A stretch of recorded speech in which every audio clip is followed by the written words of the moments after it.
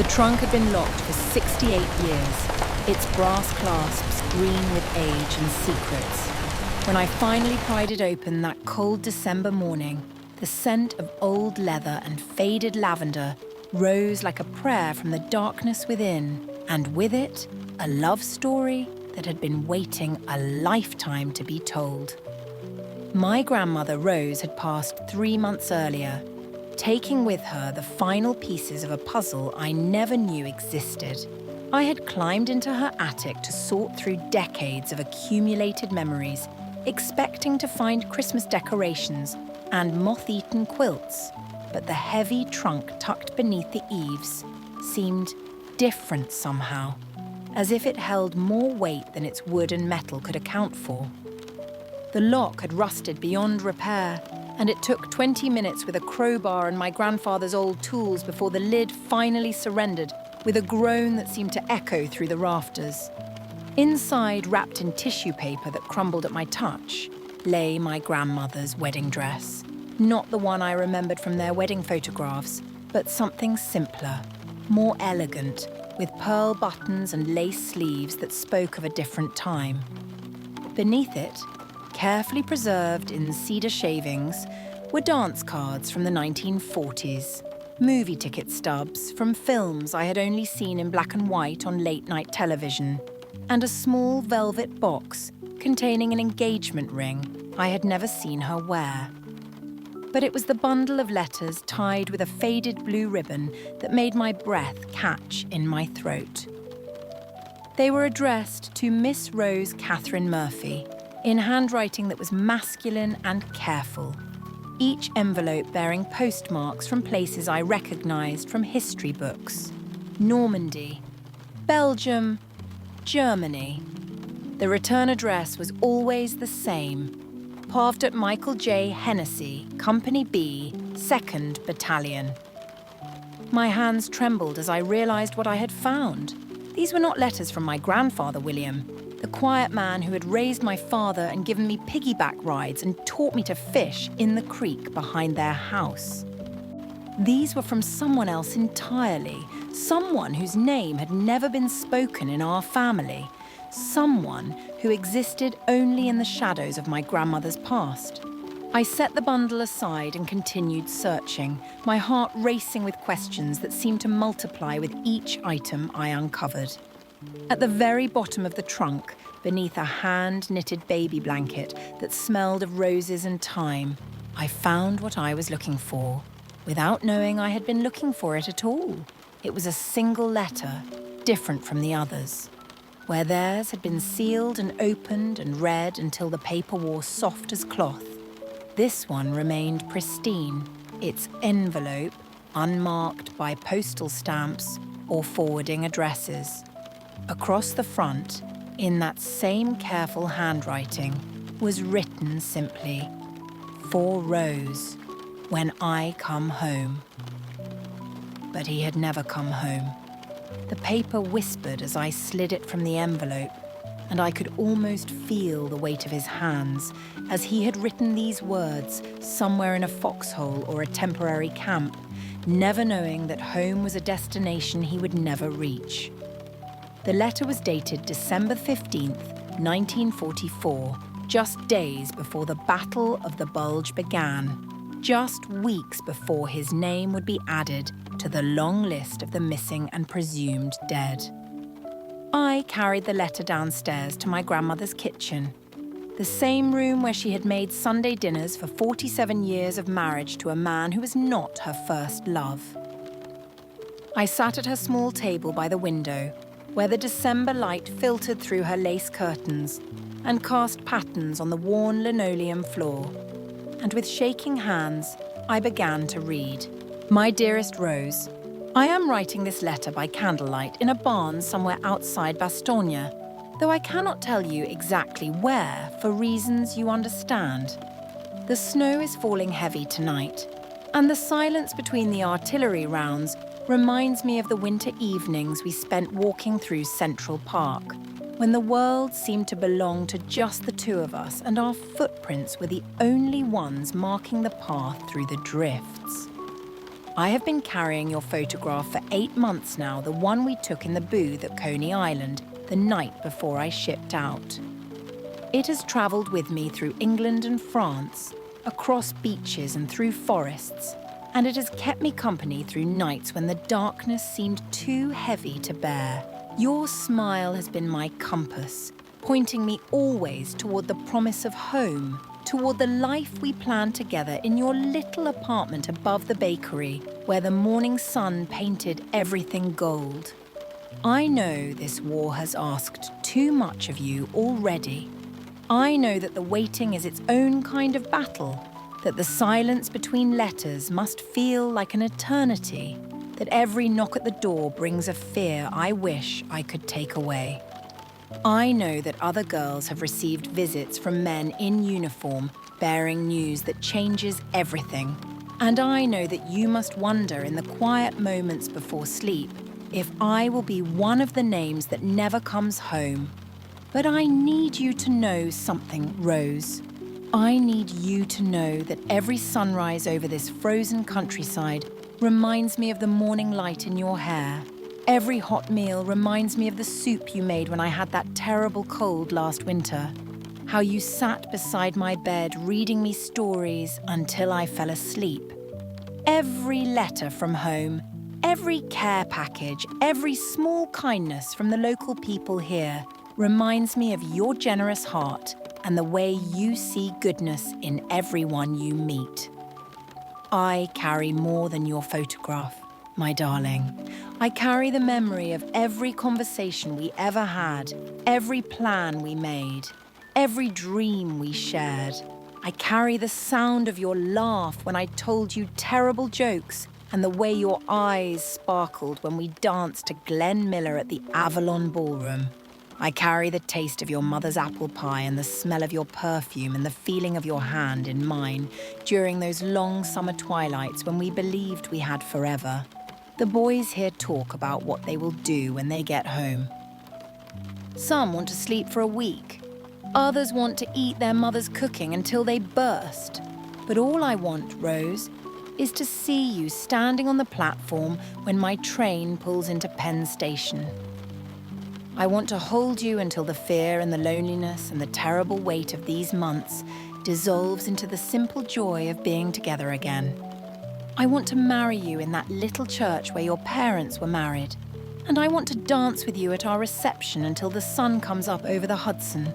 I want to give you the ring that is waiting in my footlocker back at base camp, the one I bought with 3 months of saved pay, and all the love I have ever known how to give.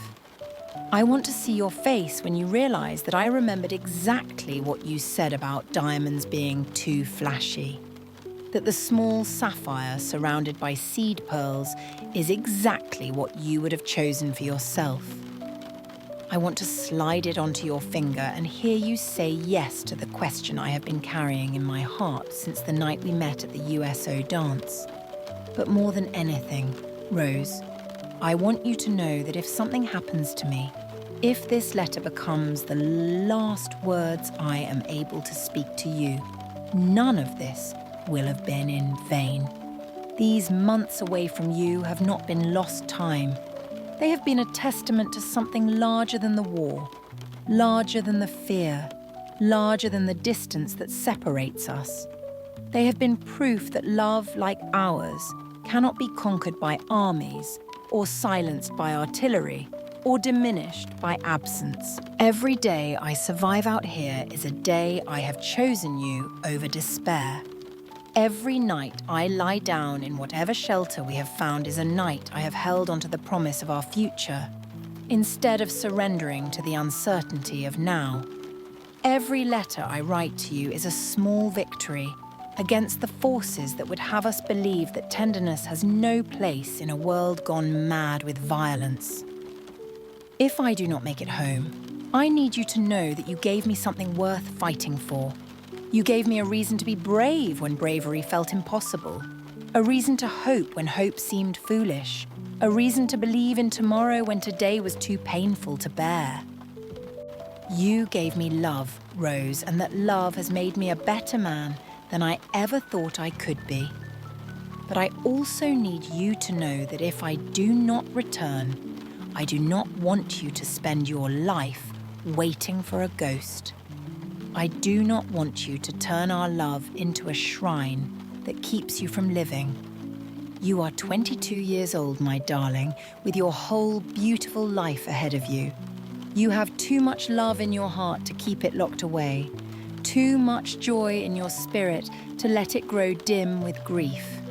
If the worst happens, I want you to find someone who will love you the way you deserve to be loved, completely, joyfully, without reservation.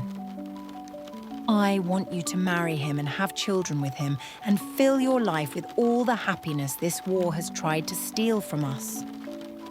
I want you to name your first daughter, Catherine, after your grandmother who raised you. And I want you to tell her stories about the young soldier who loved her mother so much that even death could not diminish it. I want you to know that wherever I am, I will be cheering you on. I will be the warm breeze that dries your tears, the first star you see on clear nights, the feeling of safety that settles over you when you finally find peace.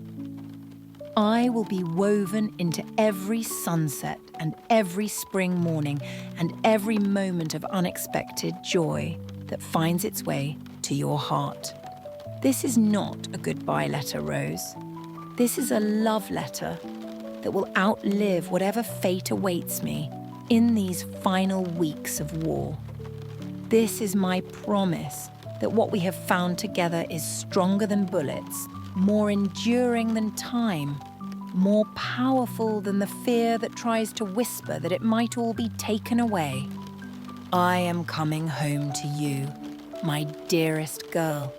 I am going to walk off that train and see your smile and know that I am exactly where I belong. I am going to ask you to be my wife in the proper way, with flowers and a ring and all the ceremony that our love deserves. I am going to spend the rest of my life making up for these months of separation, filling our days with so much happiness that the sorrow becomes just a distant memory of something we survived together. But if the unthinkable happens, if some cruel twist of fate means that this letter reaches you under different circumstances than I intend, then please remember this. You were my first thought in the morning and my last prayer at night. You were the song my heart sang in the silence between battles. You were my everything, Rose Catherine Murphy, and loving you was the greatest honor of my life. Wait for me, darling. I am coming home. Forever yours, Michael P.S. I have asked my friend Tommy Sullivan to make sure this letter reaches you if I cannot deliver it myself. He has promised to tell you about the evening we spent talking about our futures, how I showed him your photograph and could not stop smiling when I spoke your name. He will tell you that even here, surrounded by everything terrible that war can be, your love made me the happiest man alive. The letter slipped from my numb fingers and fluttered to the kitchen table, like a wounded bird. Outside, the December wind rattled the windows of the house where my grandmother had lived for 67 years as Mrs. William O'Connor, never once mentioning the name Michael Hennessy, never once speaking of the young soldier who had loved her so completely that his words still carried the power to break hearts across decades. I sat in that kitchen for what felt like hours, watching the shadows lengthen across the floor as the afternoon faded into evening, trying to reconcile the woman I had known with the girl who had once been loved so desperately by a boy who never came home. I thought of my grandfather, William, the gentle man who had courted a war widow and married her, knowing that part of her heart would always belong to someone else. I thought of my father, raised by a stepfather who never made him feel like anything less than a cherished son, never knowing that his mother's first love lay buried in a military cemetery in Belgium. But mostly, I thought of my grandmother, carrying this secret through nearly 7 decades of life, through marriage and motherhood and all the small joys and sorrows that make up an ordinary existence. She had chosen to live just as Michael had asked her to. She had found love again with my grandfather, had children, had built a life filled with the happiness that war had tried to steal from her. Yet she had kept his letter, treasured it, preserved it like a sacred relic in a trunk that no one else was meant to find. She had carried his love with her through every day of her long life, not as a burden or a source of endless grief, but as a gift that had made her capable of loving even more deeply, more generously, more completely. As I finally folded the letter and placed it back in its envelope, I understood something about love that I had never grasped before. It is not diminished by absence or destroyed by death or replaced by new affection. It simply becomes part of the foundation upon which all other love is built. A cornerstone that makes the heart both stronger and more tender, more resilient, and more open to the possibility of joy. My grandmother had been loved completely by 2 good men, and she had honoured both of them by living fully, by choosing happiness over sorrow, by refusing to let tragedy define the boundaries of her heart. She had kept Michael's letter not as a shrine to what was lost, but as a testament to what was found. A love so pure and true that it had sustained her through a lifetime of ordinary miracles. The trunk sits now in my own attic, its contents preserved for future generations who will someday wonder about the photograph of a young soldier tucked behind the frame of their great-grandmother's wedding portrait.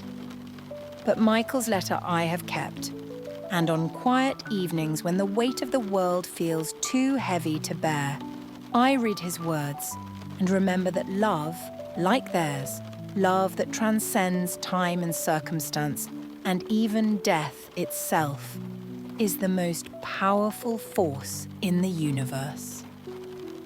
He never made it home to Penn Station, but his love found its way to Rose anyway, carried on the wind that dried her tears, written in the stars that watched over her long and happy life, woven into every sunrise that reminded her that some promises are kept in ways we never expect, and that some letters, even the ones that are never sent, always find their way to exactly the heart that needs to read them.